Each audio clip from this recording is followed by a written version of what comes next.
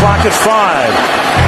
Pass is intercepted at the goal line by Malcolm Butler. Unreal. Amazing.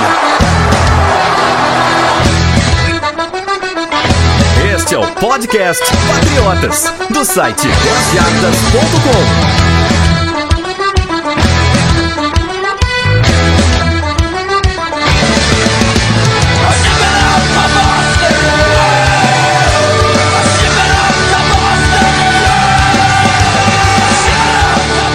Sejam todos bem-vindos ao podcast Patriotas número 74. Fala, Sidney.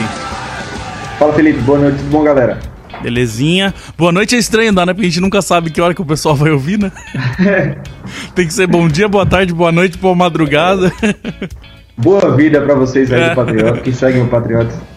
Bom, chegamos nesse programa 74. Já a gente tava falando aqui, tá voando esses números aí, tá louco. Hoje a gente vai falar de Patriots e 49ers.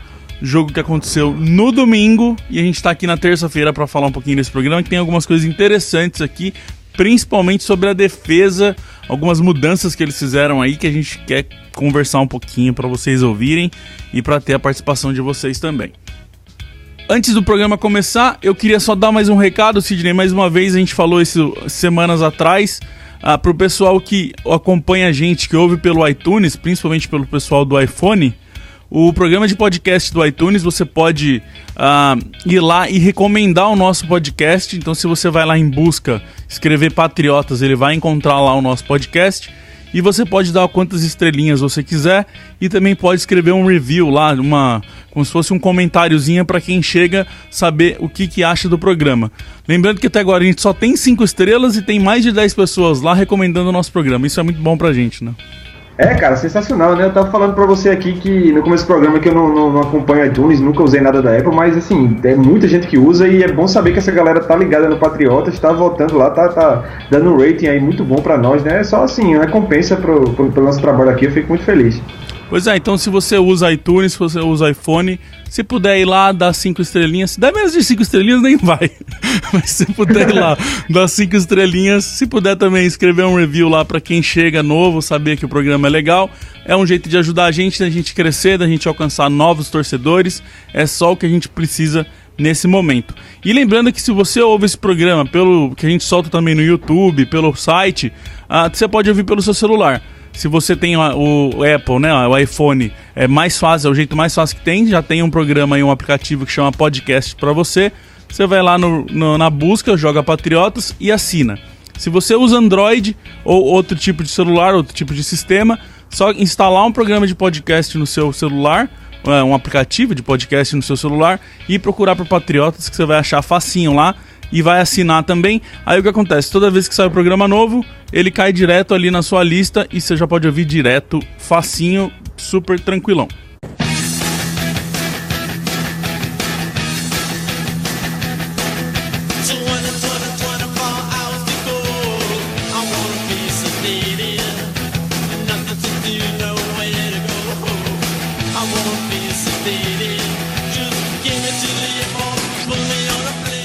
Antes da gente entrar no programa em si, Sidney, a gente tem que falar do Alan Branch, nosso defensive tackle, que foi lá, fez besteira. Essa semana saiu informação, a gente até jogou no site já, pra quem não leu, o link tá aí no post.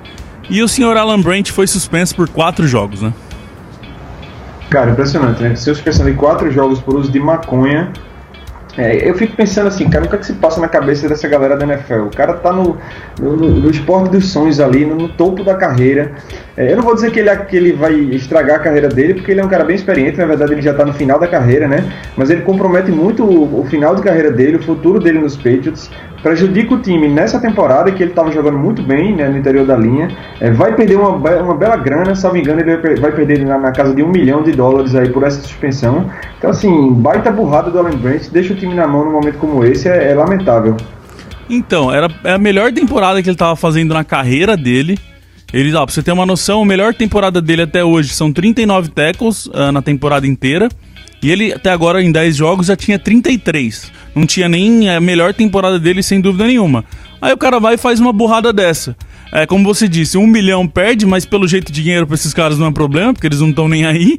Agora, e ele também, que não é a primeira vez que acontece isso com ele, porque ele perdeu 4 jogos, e pela regra da NFL, você só perde 4 jogos por quando é pego com maconha, quando é a 4ª vez que você é pego.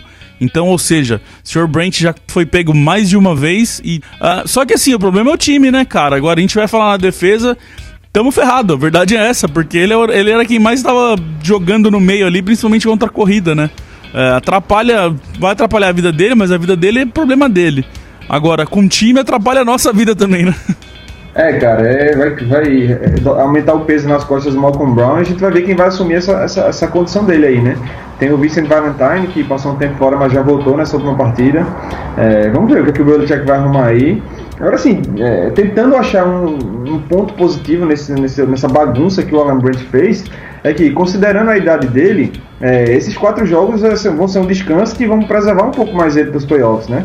Ele estava participando de muitos snaps, ele praticamente não era substituído, não é um cara jovem, então assim, tentando tirar algo de bom disso, o bom é que ele vai descansar 4 jogos aí e vai estar um pouco mais inteiro nos playoffs. Pois é. Bom, a gente soltou um texto sobre isso também, tá aí no post, quem quiser ler, a gente colocou alguns nomes lá também de free agent, que a gente imagina que pode aparecer para ocupar esse espaço do Brent aí, porque quem sobrou no roster agora é tudo galera nova, então dá para imaginar que eles vão atrás de alguém. Então, quiser saber um pouquinho mais, tá aí no site, tá no post aí o link da matéria que a gente já fez sobre isso. Começar esse programa, Sidney, eu acho que a primeira coisa que a gente tem que pôr aqui na mesa, não pode esquecer de jeito nenhum, é que esse jogo teve uma chuva bem forte. Fazia tempo que eu não vi os Patriots jogar com chuva forte desse jeito. E a chuva durou ali mais ou menos entre o 2º e o 3º quarto.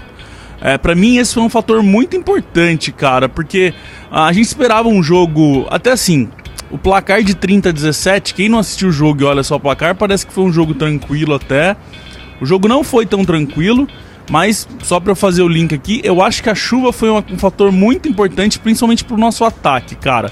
Eu acho que o ataque sofreu muito para jogar com aquela chuva forte que estava acontecendo. Não, sem dúvida, prejudica muito, né? Você falou que não lembra a última vez que jogou com chuva. A última lembrança que eu tenho de um jogo com tanta chuva foi um jogo que a gente jogou em Cincinnati contra os Bengals em 2013 e nosso ataque só conseguiu fazer 6 pontos nos Bengals. Foram 2 field goals, a gente perdeu por 13-6, foi uma coisa horrível de se ver. Então, assim, é inegável que a chuva atrapalha demais, principalmente o jogo aéreo. A chuva colabora para turnovers, né, para fumbles principalmente. A gente viu que a gente deu sorte, mas os 49ers tiveram muitos problemas aí com fumbles.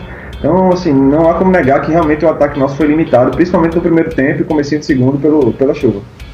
Pois é, eu acho assim, igual você falou, o ataque dos Patriots, querendo ou não, esse ano a gente tá vendo uma corrida funcionar um pouco melhor, mas é um ataque muito focado em passe, e a chuva atrapalha com certeza, porque é mais difícil pro quarterback soltar a bola, ela sair da mão dele do jeito que ele quer, é mais difícil pro receiver agarrar ela, pra fazer a rota também, todo mundo tá bem mais pesado pra correr a rota ali, então aí a gente sentiu mesmo isso, porque em geral no ataque eu acho que esse jogo poderia ter tido mais pontos.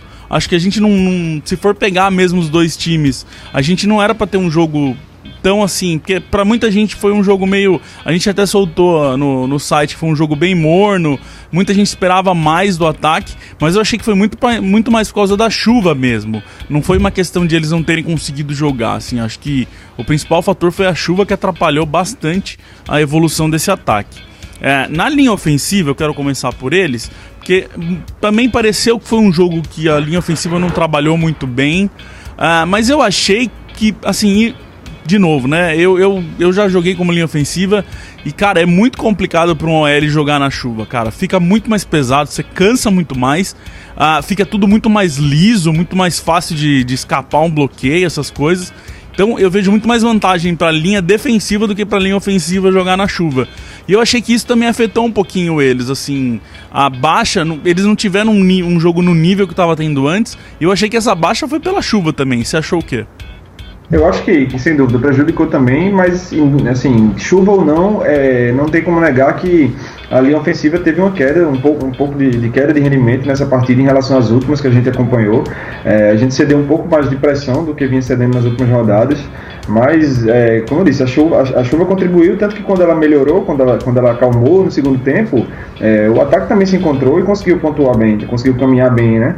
Então, acho que uma coisa que a gente tem que focar nessa OL é que todo jogo tem alguma grande jogada sendo anulada por um holding do Nate Solder. Dessa vez foi um touchdown do Blount, né? Que até assim, tudo bem, você pode argumentar que se o Solder não segura, o cara ia impedir a corrida do Blount, mas assim, querendo ou não, atrapalha a jogada, né? E volta 10 jardas. Então tem que ter uma conversa aí com o Solder pra ele maneirar nessas faltas aí. Gostei muito do Joe Thuney, novamente, o Calouro tá jogando muito bem esse ano, tô impressionado com a desenvoltura dele, né? Por ser um inexperiente assim. Então assim, foi um jogo aquém assim, das últimas partidas, mas não foi uma má atuação não da OL.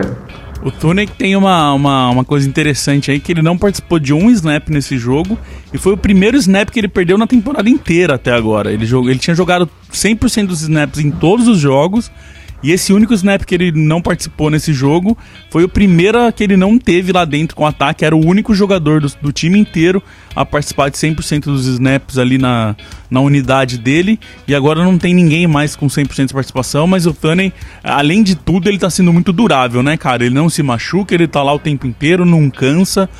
Eu tô gostando muito, muito, muito do Thuney. Pra mim aí o principal problema foi o Shaq Mason, mais uma vez. O Mason sofreu um pouco. Aliás, o meio da linha foi o que mais sofreu ali nesse jogo. As pontas até foram um pouquinho melhor, tirando a falta do Solder. E o Mason que sofreu um sack e 3 hurries no jogo inteiro. Então foi o maior problema ali na proteção pro Brady. Eu queria, já puxando o Brady, tem uma questão aí que pra mim, assim, óbvio, o Brady teve 4 touchdowns.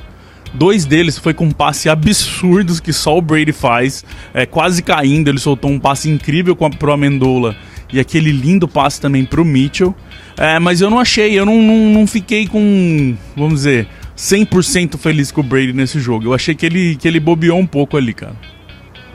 Eu achei que ele forçou muitas bolas que não estavam lá, assim, que o cara não estava bem coberto, ou então que não era a melhor opção, assim, principalmente pro Edelman, né? É interessante, a gente estava acompanhando o jogo no Twitter, que todo mundo estava reclamando. Avisa pro Brady que tem mais jogadores para ele lançar a bola, não só tem o Edelman, não. A gente sabe que a relação deles dois é muito boa no campo, eles se entendem muito bem, mas eu confesso que algumas bolas que ele forçou pro Edelman, eu não sei se pelo fato do Edelman também tá jogando em casa pela primeira vez, né? A gente sempre falou que a volta do Brady, a ida do Brady à Califórnia, mas o Edelman também é de lá, eu não sei se ele se passou pela cabeça dele dar um bom jogo pro Edelman em casa, mas o fato é que ele forçou algumas bolas realmente que não deveriam ter sido lançadas. Então, eu acho que essa questão é muito... Eu acho que pra mim não é nem questão de querer dar um jogo bom pro Edelman. Eu acho que o Brady ainda não tá muito confiante com o Mitchell. E também não, sei lá, ele não tá muito com entrosamento muito bom com a Amendola, talvez. Porque se a gente for pegar aí, o Edelman foi... Como a gente não teve o Hogan e não teve o Gronk. São os dois principais recebedores aí pra rotas mais no fundo. Aí colocaram o Edelman pra fazer muito essa função, que não é muito a dele. A gente sabe que o Edelman gosta de fazer aquela curtinha, pegar a bola, enfrentar quem esteja na frente dele, arrancar jardas pelas pernas. E tentaram meio que pôr o Edelman nessa função aí, e não deu certo, né, cara?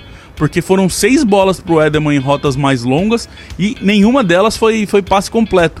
E eu digo que, por isso que eu falo também do Brady, não foi só erro do Edelman, não. Muitas ele tava ali e o Brady errou um pouco a bola também, provavelmente por essa questão da bola estar molhada e tal. Mas eu não gostei disso, tanto que o ataque voltou a jogar bem quando ele voltou a espalhar a bola, né? É interessante você falar esses erros de passe pro Edelman, que esse ano o Brady estava jogando até antes desse jogo, ele tinha melhorado bastante nesse espaço mais longo, né? A gente se acostumou durante os anos a ver o Brady sempre jogar um pouco mais forte a bola do que deveria, é o chamado overthrow, né? A bola vai mais na frente, o wide receiver não consegue alcançar, e nesse jogo contra os 49ers a gente viu um pouco disso, o que a gente via até o ano passado, muito frequentemente do Brady em bolas longas. A bola muito forte, e se a bola fosse um pouco mais fraca, o wide receiver até estava lá, mas a força excessiva não permitiu a recepção, né? Então, são dos 16 passes que foram incompletos, 11 deles foi erro do Brady, não erro do receiver. Então isso mostra também que o Brady sentiu bem essa questão da chuva. Outro número importante aqui que a gente sempre gosta de lembrar é a questão dos 2 segundos lá, daqueles 2 segundos que a gente gosta que ele gosta de trabalhar ali, que menos de 2 segundos e meio o Brady sempre é mortal. Esse jogo foi 2,39 segundos do snap até o passe. Essa foi a terceira maior média de tempo do Brady desde 2015 e a maior média de tempo nessa temporada. Foi o jogo que ele mais segurou a bola na média para soltar a bola. Tanto que, quando ele jogou em menos de 2 segundos, foram 13 de 16, ou seja, 81% de acerto. Quando ele demorou mais de 2 segundos, já cai para 50% de acerto nesse jogo. Isso é uma coisa muito óbvia já, né, Sidney? É o jeito que esse ataque funciona, né? Ajuda a OL não ficar tanto tempo, pra defesa adversária é mais difícil de marcar os recebedores, e quando a gente demora um pouquinho mais com a bola na mão, é onde as coisas começam a ser um problema para esse ataque, né?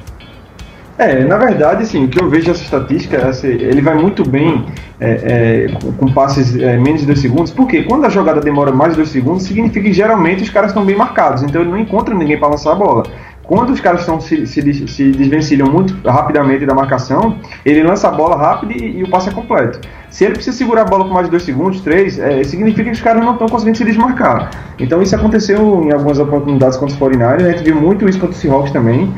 O Brady tentando estender a jogada, até nesse jogo contra os 49ers, acho que ele conseguiu uns 2 first downs correndo com a bola, né? Porque não tinha para quem lançar e ele simplesmente foi tentar resolver com as pernas. Então, essa estatística mostra um pouco isso, que quando a jogada passa de 2 segundos é porque normalmente ele não encontra ninguém desmarcado. Mas eu sempre venho aqui, eu também sou um dos que tá sempre puxando esse problema dos receivers, falei isso mais enfaticamente no último programa, mas pra mim, dessa vez, contra o 49ers, e também contra o Seahawks, a gente falou que aquela interceptação que ele tomou, tinha 2 caras abertos e ele não olhou, ele foi teimoso, e pra mim mostrou muito que o Brady foi bem teimoso nesse jogo também, porque muitas vezes ali ele ficou olhando pra um cara só, parece que ele tá meio... Eu não sei se é medo de tomar interceptação, se ele não tá muito confiante nos outros receivers, não sei, cara, mas eu tô achando o Brady um pouquinho teimoso ali em quem que ele quer soltar a bola, e esse jogo ficou bem claro, essa tentativa de passe em cima do Edelman. Pra gente falar aqui dos receivers, um cara que a gente não pode deixar de falar é o Mitchell, né, cara? O Mitchell tava nesses joguinhos de consegue uma recepção, outro jogo não consegue nada, ele sempre tá trabalhando bem nos bloqueios, e esse jogo ele apareceu, né? Foi o chamado breakout game pro Mitchell, né? A gente até comentava que era importante pelo fato dele ser calouro, que ele vinha sempre conseguindo muitos snaps ofensivos. Você olhava, sempre tava o Mitchell lá em campo, mesmo que a bola não fosse na direção dele. Só pra te cortar, né? Ele tá jogando mais com a Amendola, né?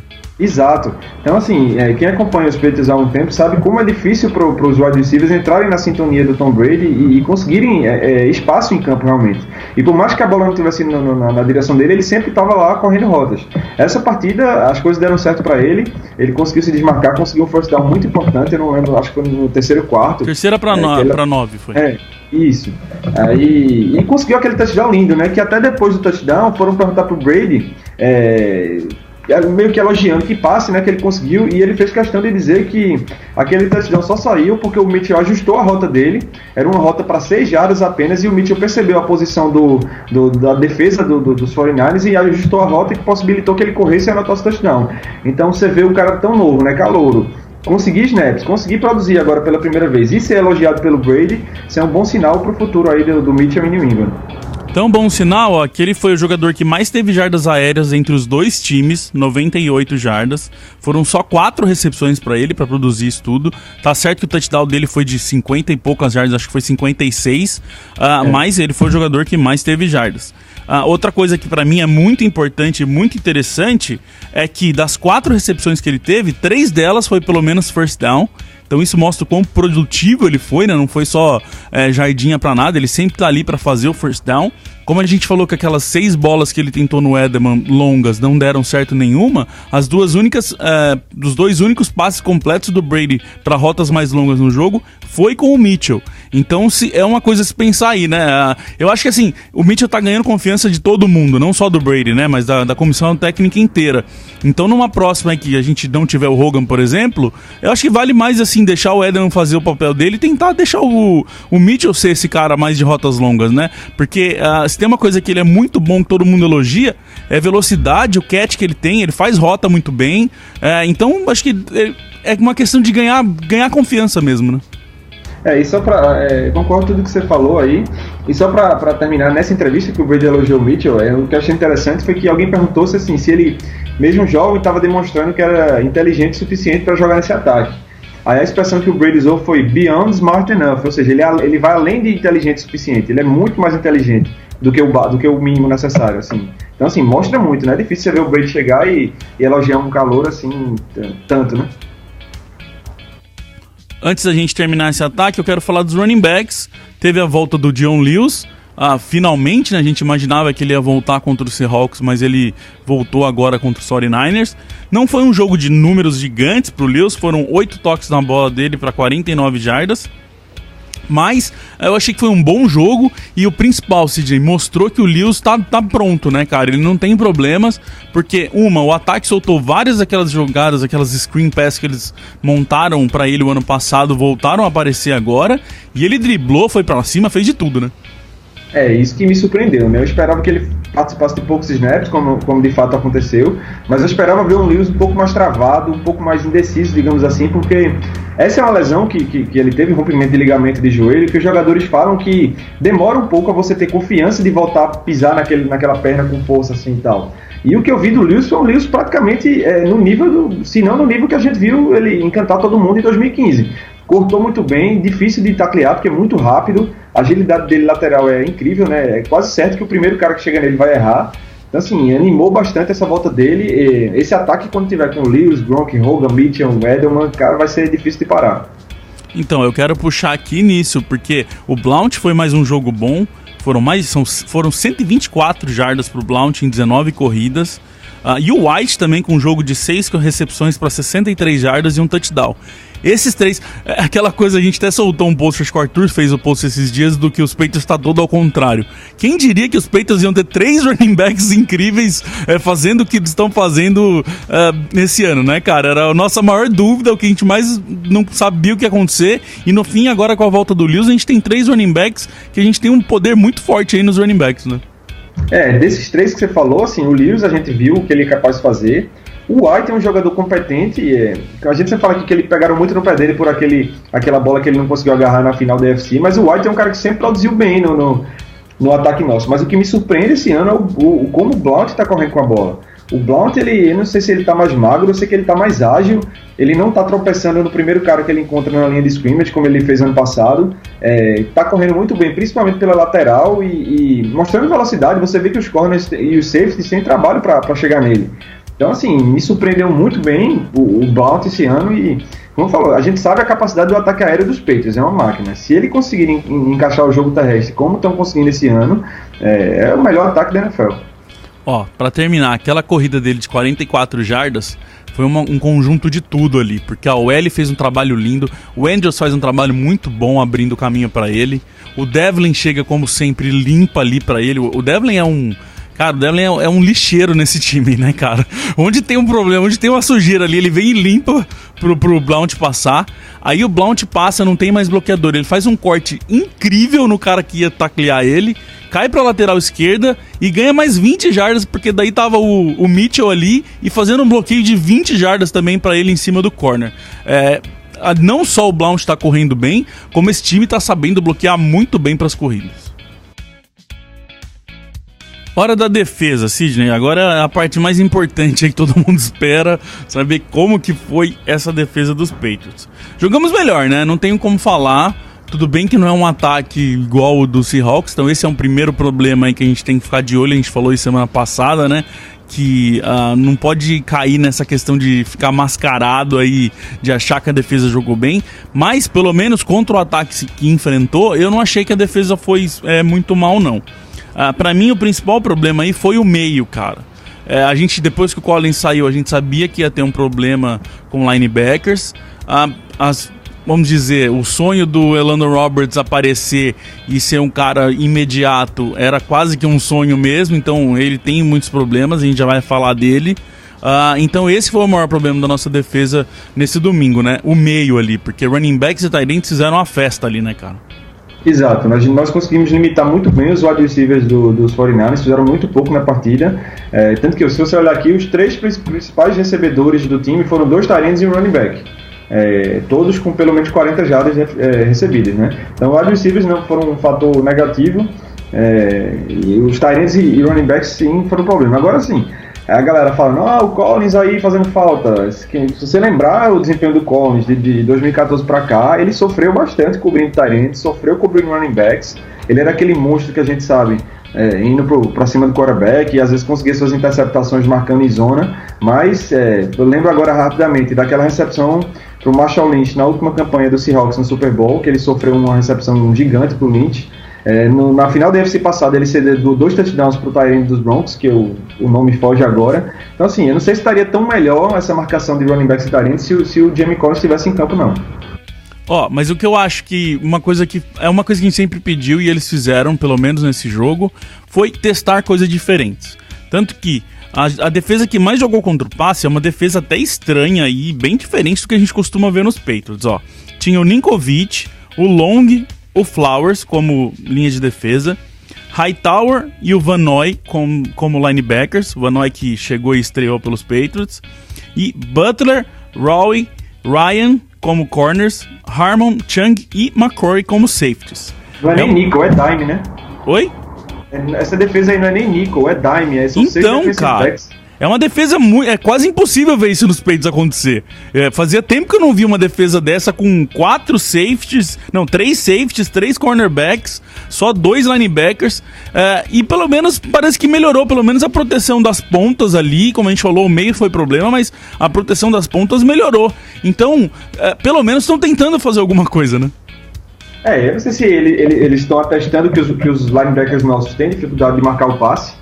Tanto que o Elandon Roberts, que ele surgiu chamando a atenção, parando corridas até as linhas de scrimmage, ele é um dos que mais cede recepções nos Patriots esse ano. Então eles colocaram mais um defensive back ali para colocar um cara mais rápido e tentar diminuir os danos, digamos assim, no passe. O fato é que funcionou, e você falou do Van Noy aí, cara, a estreia dele, e é um cara que chegou dando trabalho pro Colin Kaepernick aí, pressionou bastante. Vamos ficar de olho nele aí para ver o desenvolvimento dele no restante da temporada. O Roberts, como você disse, nesse jogo ele cedeu 3 de 3, então todas as bolas que foi para ele cedeu, foram 44 jardas e um touchdown. Então, definitivamente, e para provar mesmo, o Roberts na temporada são 13 de 14, então 14 bolas que foi para ele, 13 foram passes, 150 jardas e um touchdown. Então o problema do Roberts com certeza é a proteção contra o passe, é desviar ali e conseguir trabalhar. Seria o Roberts o novo Brandon Spikes? Pelo amor de Deus, não. O Van Noy, como você disse, chegou muito bem, já chegou fazendo sec. É interessante que foi só o segundo sec na carreira dele, ele só tinha conseguido um até aqui. E uma coisa importante do Van Noy é que ele conseguiu 6 pressões e 29 snaps que ele participou. Então, basicamente, pra sendo um linebacker, todas as vezes que ele foi, ele conseguiu fazer pelo menos pressão. Então já é uma diferença aí. Se a gente pegar ele com o McClellan, por exemplo, que o McClellan é o senhor esqueci de entrar em campo, em um jogo ele já mostrou muito mais que o McClellan, né? E interessante que o Van Noy falou, eu não lembro agora se foi antes ou depois do jogo, mas ele falou que ele considera que ele é forte no pass rush, mas que o Detroit Lions não deixava ele pro pass rush. Então, é como se o time não permitisse que ele que atingisse seu potencial, que desenvolvesse o que tem de melhor, né? Então, e nesse jogo, pelaquela formação que a gente acabou de falar, como só tinha 3 DLs, eles tiveram que soltar jogadores de outras posições ali. Tanto que deu certo, como a gente disse, a proteção foi melhor e a pressão também foi boa, porque foram 5 sacks no jogo. Quer ver? Eu tenho o nome aqui dos jogadores que foram pro sack, que fizeram sack. O Butler, o Ninkovich, o Van Noy, o Chung e o Hightower. Uma informação interessante aqui, que o Butler é corner, o Ninko é defensive end, o Van Noy é linebacker, o Chung é safety e o Hightower é linebacker. De todas as posições da defesa, só o defensive tackle não fez sack. Ou seja, Sidney, aquilo que você pediu semana passada, que você queria blitz de corner, você queria coisa diferente, eles fizeram e deu certo, né? Isso pra mim mostra duas coisas. Primeiro, que se você não tá conseguindo pressionar, você tem que ser criativo. E eles foram criativos e conseguiram pressionar. Não adianta ficar mandando 2, 3 pro rush pelo meio se você não chega no quarterback. Tem que tentar algum jeito de atrapalhar a vida dos quarterbacks. E a segunda coisa que isso mostra é que nós não temos um defensive tackle capaz de pressionar pelo meio da linha. Nós temos ótimos defensive tackles para parar o jogo terrestre, como o Alan Branch e Malcolm Brown, mas um Dominic Easley da vida, o cara que penetra na linha pelo meio, faz o quarterback sair do pocket, a gente não tem mais. Pois é, e ó, outra coisa aqui nessa questão da criatividade é que desses dos 5 sacks, 2 deles a gente foi com 6 pra cima do quarterback. E semana passada a gente viu até no de dentro do campo que teve jogadas que a gente foi com 2 só pra cima. Então nesse jogo foram 6. Então pelo menos isso, assim, não foi o jogo perfeito da defesa. A gente cedeu bastante jardas de novo. Mas pelo menos eles tentaram fazer alguma coisa diferente. Que seja contra esse ataque do 49ers, que não é o melhor do mundo, mas pelo menos eles tentaram coisas diferentes e parece que deu certo. Eu quero ver se vão repetir esse padrão aí, se vão tentar coisa nova contra Jets, contra Rams, porque são times que dá pra testar pelo menos, né? Não é um jogo que você não pode testar, porque senão você toma um caminhão de pontos aí e joga tudo pro alto. Pelo menos isso fizeram e eu já fiquei bem feliz com isso, cara. Essa formação mais diferente colocou o safety também mais à mostra, né, Sidney? Como a gente disse, a maioria das vezes eles jogaram com 3 safeties. O Harmon, sem dúvida, é aquele cara lá do fundo que cuida lá lá de trás mesmo. E jogou mais o Chung e o McCory à mostra. Tanto que o McCory cedeu 2 de 2 passes que foram para ele, 42 jardas, um touchdown. E o Chung cedeu 4 de 6 para 36 jardas. Usar 3 safeties eu não sei se eu gosto muito, mas eu tô achando que é mais pela falta de linebackers do que outra coisa, sabe? A gente viu que nos últimos 2 anos o ressurgimento do Chung, né, nessa segunda passagem dele pelos Patriots, foi como um safety extremamente competente marcando tight ends, né? Então isso traz um pouco o Chung mais para perto da linha, né? Porque ele não fica mais lá atrás na cobertura como ele ficava na primeira passagem, ele vem mais para perto, cola no tight end por ali, ataca o jogo terrestre. Então nisso é onde o Chung é melhor usado. Quando você precisa de 2 safeties para cobrir mesmo o fundo do campo, aí é melhor fazer como você falou e botar o Harmon lá atrás. Se vão usar os 3, eu já não sei, porque, como você falou, com 2 linebackers você aproxima o Chung, ele faz uma espécie de híbrido ali, de linebacker e safety, vai depender muito do adversário e de quem ele tá marcando também. E o que eu acho que, por exemplo, a gente viu bastante eles conseguirem correr, eu acho que foi muito por causa dessa formação também. Porque quando você, vamos dizer, nesse caso aí, só tinha 3 DLs, então basicamente você tinha que mandar um linebacker, muitas das vezes foi o Van Noy, porque é um cara mais forte ali pra ajudar. Então aí você só tem um linebacker lá atrás, um cara mais forte, o resto é corner e safety. Então se o ataque consegue fazer um bloqueio bom, um pulling, alguma coisa, fica mais fácil deles conseguirem um bloqueio e a corrida funciona mais também. Então é aquele negócio de ganha e perde, né, cara? Você ganha mais na cobertura, mas, por exemplo, na corrida é um problema porque você tem jogadores mais leves em campo, né? Entre os corners, foi um jogo bom, como você disse. E principalmente do Logan Ryan, Sidney. Teve uma mudança aí interessante, porque o Logan Ryan foi jogado como corner 3, ele não jogou como corner 2, então ele trabalhou no slot, e pelo menos para esse jogo parece que foi a melhor opção para ele. O Butler foi o corner 1, o Rowe foi o corner 2 e o Ryan como corner 3. E o Ryan conseguiu, nenhum passe ele cedeu, foi considerado como o 9º melhor corner entre o Pro Football Focus. Lembrando que ele estava quase que no fim da lista semana passada, tinha cedido mais de 100 jardas semana passada. E no fim o Ryan vai lá e faz um ótimo jogo, né? Foi muito bem, 2 destaques aí pra mim foram o Logan Ryan, como você falou, e o Eric Rowe, né? O Eric Rowe entrou no lugar do Justin Coleman, que foi um desastre contra o Seahawks, e essa formação com o Butler, Rowe e Ryan parece que encaixou. Mais uma vez a gente tem que dar um desconto, porque o ataque dos 49ers ele é bem incompetente, digamos assim, no jogo aéreo, eles são o 30º da NFL no ataque aéreo, então assim, tem que dar um desconto, mas é um bom sinal de que eles mostraram a evolução, né? A gente não viu tantos jogadores livres no raio de 10 jardas no meio do nosso campo como a gente via nas últimas partidas. Então, boa evolução do Logan Ryan, a gente sabe que ele tem condição de jogar melhor do que ele vinha jogando, tanto que ano passado ele foi muito bem. Então assim, espero que isso seja um sinal de que ele está se encontrando, que ele está encontrando a sua melhor forma e eles estão encontrando a melhor forma de encaixar o Logan Ryan aí na secundária.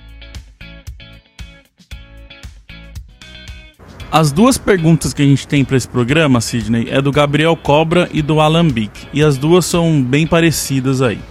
Que é o quanto que a gente acha que a defesa pode melhorar, o quanto que essa defesa pode ser uma defesa de verdade para os playoffs. Antes da gente responder, eu quero puxar aqui. A gente fez uma enquete durante o jogo no Twitter e que o resultado foi bem interessante. A gente perguntou basicamente quanto que o pessoal confiava na defesa e as opções eram: confio muito, a defesa vai melhorar; confio pouco, mas eu ainda acredito que tem chances; ou eu não confio nada, a gente tá perdido.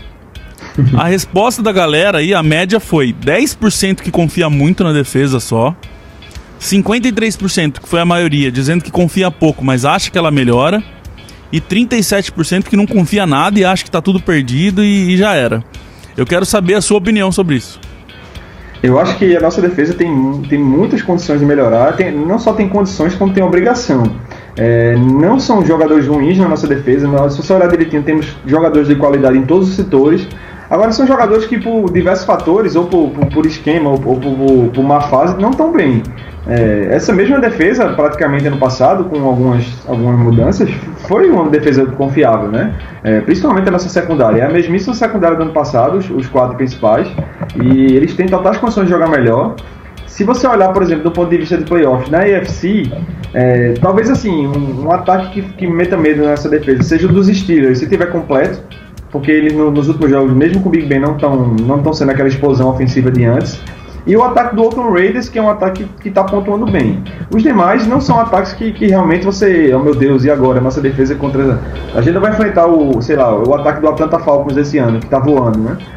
Pelo menos não até o Super Bowl. Então, assim, eu acho que dá sim para melhorar e dá para fazer uma defesa competitiva para os playoffs. O meu tem algumas questões aí para levantar.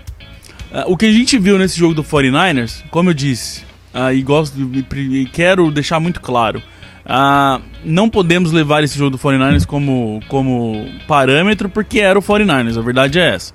Mas o que eu gostei foi essas mudanças, essas tentativas, serem mais criativos, que é uma coisa que eu sempre falo aqui, que eles têm que tentar. O problema é quando não consegue jogar e ninguém faz nada, ninguém muda nada. Então isso pra mim é um problema.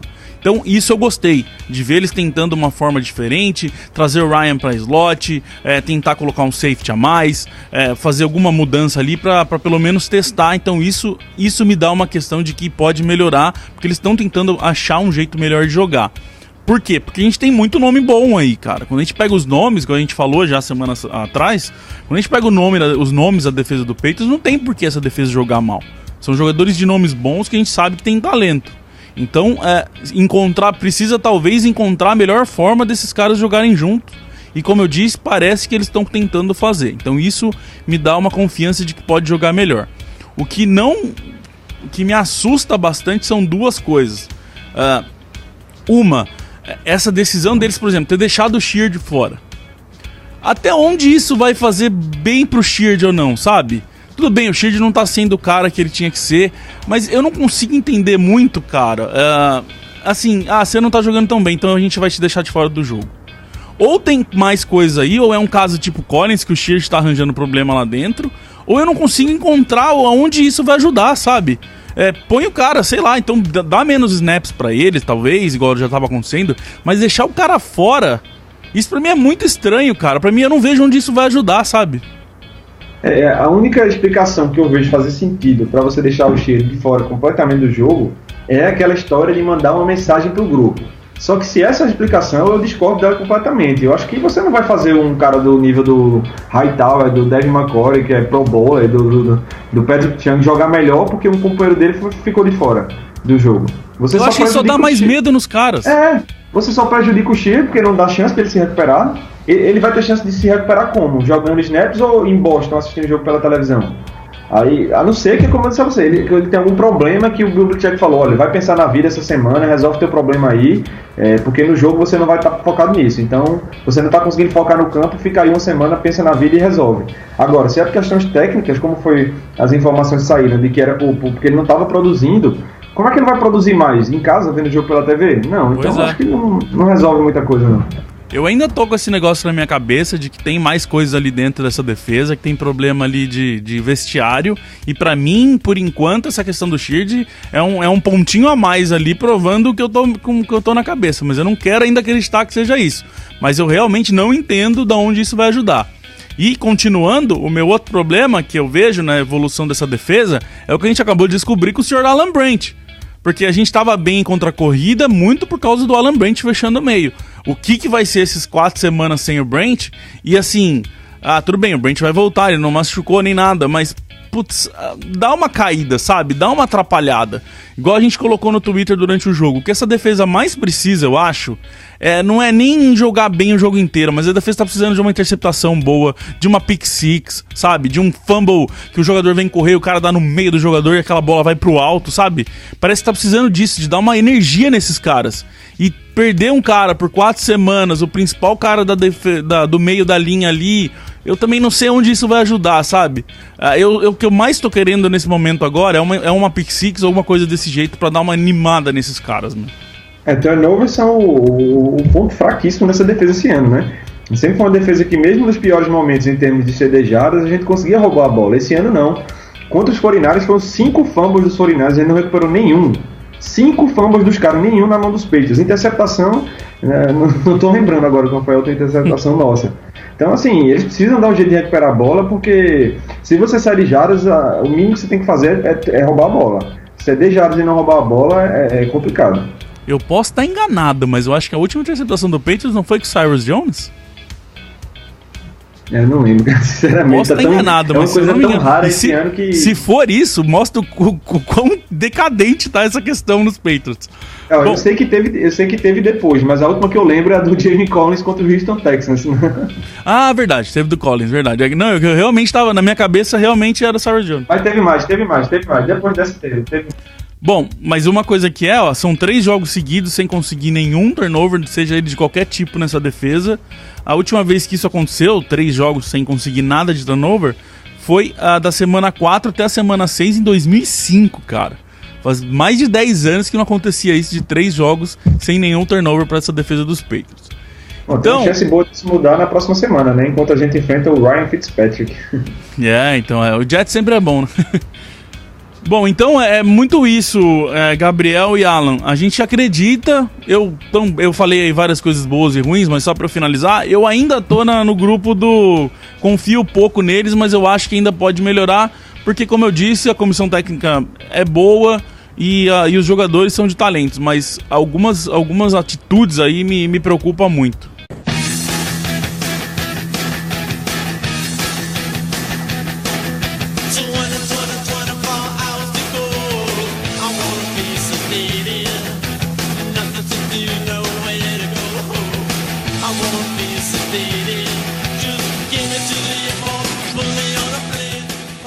Bom, próximos domingo é Patriots e Jets, o primeiro jogo só com o Jets nessa temporada. Vai ser transmitido pela ESPN às 7h25 da noite, mesmo horário desse jogo do 49ers. O importante aí, até interessante de falar, né, Sidney, é a questão de que pra gente ali no começo da temporada os Jets eram um time forte e eles estão meio que em decadência ali, né, cara? São o último da AFC East, tem acho que 7 derrotas e 3 vitórias só. Se a gente for ver aí, semana passada usaram um quarterback, agora disseram que vai voltar com o Fitzpatrick. A defesa é muito boa e o Jets é Jets, então nunca dá pra bobear, tem que entrar muito sério com eles.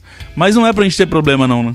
Não, acho que é sempre difícil dizer que vai ser jogo fácil É sempre difícil dizer que vai ser fácil, né? Jogo de divisão, os times podem estar com o recorde que for, que eles complicam, né? Sempre engrossam, eles não querem perder para rival de divisão. São times que se conhecem muito bem, se enfrentam 2 vezes por ano.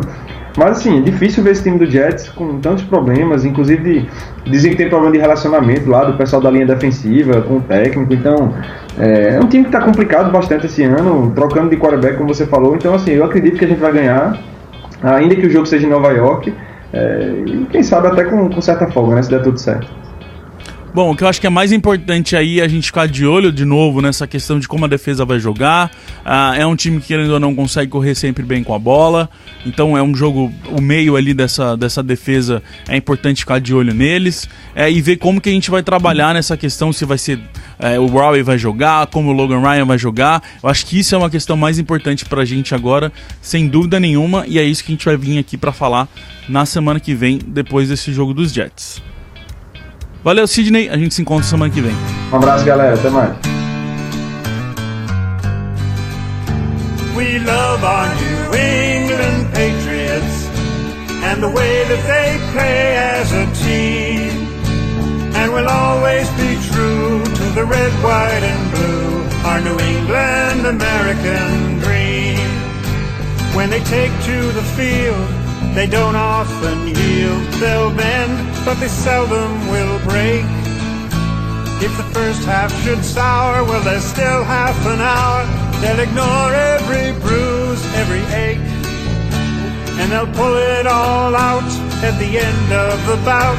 If it's close and the game's getting scary, if the offense can't score with a few seconds more, then we call in old Clutch Vinatieri. We love our